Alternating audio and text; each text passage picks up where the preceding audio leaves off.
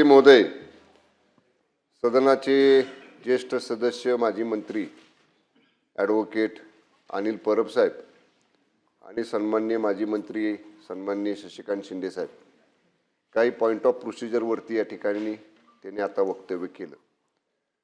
माझी या निमित्तानं सदनालाही विनंती आहे आणि आपल्यालाही विनंती आहे सदनामार्फत की थोडंसं यापूर्वीची प्रथा परंपरा हे कधी सुरू झालं, 2019 ते 2022 पहिल्यांदा तत्कालीन सरकारमध्ये माननीय मुख्यमंत्र्यांचे आणि त्यावेळी अधिकार अधिवेशनातलं कामकाज करण्यासाठी काही मंत्र्यांच्याकडे विभागून देण्यात आलेले होते।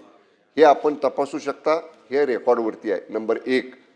नंबर 2, माननीय उपमुख्यमंत्री महोदयांनी ज्या 3 विभागांची अतिरिक्त जबाबदारी दिलेली आहे आणि त्या विनंती पत्रामध्ये आपल्याकडे जे आलेलं आहे ते जर आपण पाहिलं तर राज्यमंत्र्यांशी समन्वय साधून विधिमंडळ कामकाजामध्ये सहभाग घेणं, प्रश्नांची उत्तरं देणं, त्याच्यामध्ये स्पेसिफिक वर्डिंग आहे राज्यमंत्र्यांशी समन्वय साधून।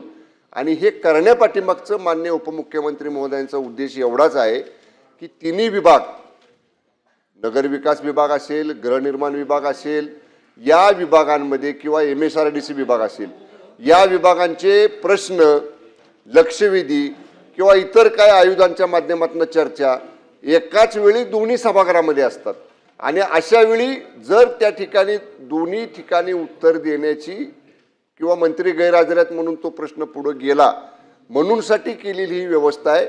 आणि राहिला प्रश्न, परब साहेब म्हटले की ते आश्वासन पूर्तता करत नाहीत, तर मी आपल्याला जबाबदारीनं सांगेन सभापती महोदय, गृहनिर्माण विभागासंबंधात जेवढी आश्वासनं प्रभारी मंत्री म्हणून मी अधिवेशन काळात दिलेली आहेत आणि परब साहेबांना खात्रीच करायची असेल तर सन्माननीय विधानसभा सदस्य वरुण सरदेसाई साहेबांकडे आपण खात्री करू शकता।